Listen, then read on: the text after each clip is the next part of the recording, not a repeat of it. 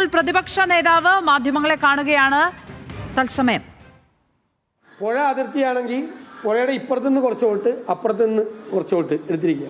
ഇവരുടെ സൗകര്യത്തിന് വേണ്ടിയിട്ട് ഉണ്ടാക്കിയിരിക്കുകയാണ്. അതിനെല്ലാം തെരഞ്ഞെടുപ്പ് കമ്മീഷൻ കൂട്ടുനിന്നിരിക്കുകയാണ്. ഡീലിമിറ്റേഷൻ കമ്മീഷൻ പരാതികൾ കൊടുക്കാൻ പോയപ്പോൾ ആ പരാതികൾ ഗൗരവമായി സ്വീകരിച്ചിട്ടേ ഇല്ല. അവർക്ക് ഇഷ്ടമുള്ള പോലെ, അവർ തോന്നിയതുപോലെ തന്നെ ഈ പരാതികൾ സ്വീകരിച്ചു എന്ന് വരുത്തി വാങ്ങിച്ചു വെച്ചിട്ട് പരാതികൾ പരിശോധിക്കാതെ തീരുമാനമെടുത്തിരിക്കുകയാണ്. വ്യാപകമായ ക്രമക്കേടുകളാണ് നടന്നിരിക്കുന്നത്. അങ്ങനെയെങ്കിലും ജയിക്കാൻ പറ്റുമെന്ന് നോക്കുകയാണ്. ജയിക്കില്ലെന്നറിയാം, എന്നാലെങ്കിലും ജയിക്കാൻ പറ്റുമെന്ന് നോക്കുകയാണ്.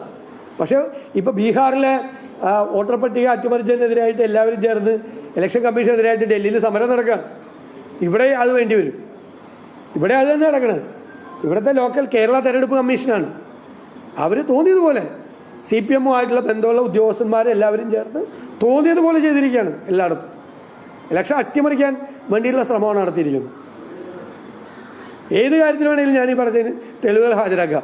വിവിധ ജില്ലകളിൽ നിന്ന്, വിവിധ ലോക്കൽ ബോഡികളിൽ നിന്ന് ഇതെല്ലാം സംഭവിച്ചിട്ടുണ്ട്.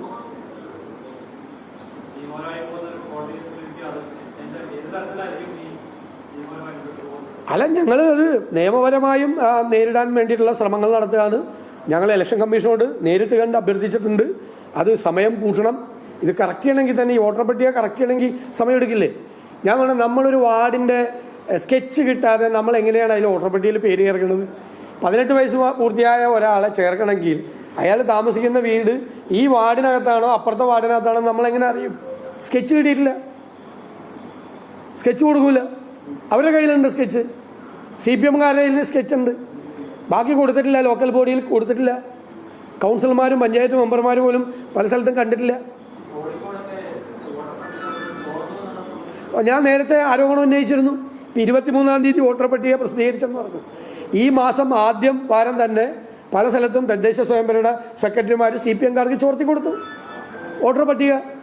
കേരളത്തിൽ ഇന്നുവരെ കേരളത്തിലെ ലോക്കൽ ബോഡി തെരഞ്ഞെടുപ്പ് ചരിത്രത്തിൽ ഉണ്ടാകാത്ത തരത്തിലുള്ള ക്രമക്കേടുകളാണ് ഇപ്പോൾ ഉണ്ടായിക്കൊണ്ടിരിക്കുന്നത്. അധികാരം ഉപയോഗിച്ചുകൊണ്ട് തെരഞ്ഞെടുപ്പിനെ അട്ടിമറിക്കാൻ വേണ്ടിയിട്ടുള്ള ശ്രമമാണ് നടത്തുന്നത്. ഇലക്ഷൻ കമ്മീഷൻ അതിന് കൂട്ടുനിൽക്കുകയാണ്.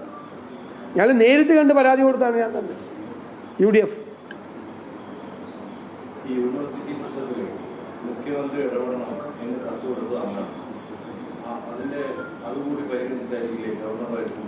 അല്ല, അത് പറയണ്ടേ, പൊതു സമൂഹത്തോട് പറയണ്ടേ എങ്ങനെയാണ് നിങ്ങളിത് തീർത്തതെന്ന്? ഞങ്ങൾ എന്താ നിലപാടെടുത്തത്? ഞങ്ങളിത് അനാവശ്യമായ കാര്യത്തിന് വേണ്ടി നടക്കുന്നൊരു സംഘർഷമാണ്. അനാവശ്യമായിട്ട് നിസാര വിഷയമാണ് ഇല്ലേ? അവിടെ വാടകയ്ക്ക് കൊടുത്തു, ആ വാടകയ്ക്ക് കൊടുത്ത് ഒരു ബാക്ക് ഡ്രോപ്പ് വെച്ചു, അതിൻ്റെ പേരിൽ നടത്തിയ ഒരു സമരമാണ്. എത്രയോ ദിവസം യൂണിവേഴ്സിറ്റികൾ സ്തംഭനത്തിലായി. ഞങ്ങൾ പറഞ്ഞ് അതിൻ്റെ ഇരകളായി മാറുന്ന കുട്ടികളാണ്. ഞാൻ എത്ര ദിവസം മുമ്പ് കത്ത് കൊടുത്താണ്. അതെങ്ങനെയാണ് സെറ്റിൽ ചെയ്തത്? എങ്ങനെയാണ് തീർന്നത്? BJP ദേശീയ നേതൃത്വം ഇടപെട്ടോ? അറിയണ്ടേ? ആളുകൾ അറിയണ്ടേ എങ്ങനെയാണ് തീർന്നതെന്ന്? കുറേ ദിവസം ഇവർ സമരം ചെയ്യുക, ഇവർ ജീവനക്കാരെ പൂട്ടിയിടുക, ജീവനക്കാരെ മർദ്ദിക്കുക, യൂണിവേഴ്സിറ്റി ചെന്ന പിള്ളേരെ അടിക്കുക. ഇവിടെ പോലീസുകാർ അയ്യോ മോനെ ഒന്നും പറ്റില്ല എന്ന് പറഞ്ഞ് മതിലുമ്മ ചാടാൻ പോകുന്ന ആളുകളെ പിടിച്ച് താഴെ ഇറക്കി വയ്ക്കുക, ലാളിക്കുക, ഓമനിക്കുക പോലീസ്.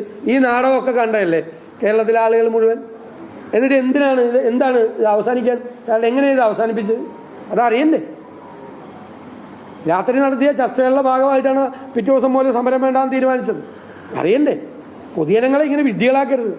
ഇത് ആവർത്തിച്ചുകൊണ്ടിരിക്കുന്ന ഒരു തമാശ നാടകമാണെന്നാണ് ഞാൻ പറഞ്ഞത്. ഞാൻ നേരത്തെ പറഞ്ഞിട്ടുണ്ട് ഇതേ ആരോപണം. അപ്പോൾ ആരോഗ്യ മേഖലയിൽ നടക്കുന്ന പ്രശ്നങ്ങളെക്കുറിച്ച് ഗൗരവതരമായൊരു സമരവും വിഷയവും നടക്കുന്ന സമയത്ത് വിഷയം ഡീവിയേറ്റ് ചെയ്യാൻ വേണ്ടിയിട്ട് അവിടെ നിന്ന് മാറ്റിയെടുക്കാൻ വേണ്ടിയിട്ട് നടത്തിയ സമരം, ഞങ്ങളതല്ലേ ആക്ഷേപിച്ചത്? സമരാഭാസം.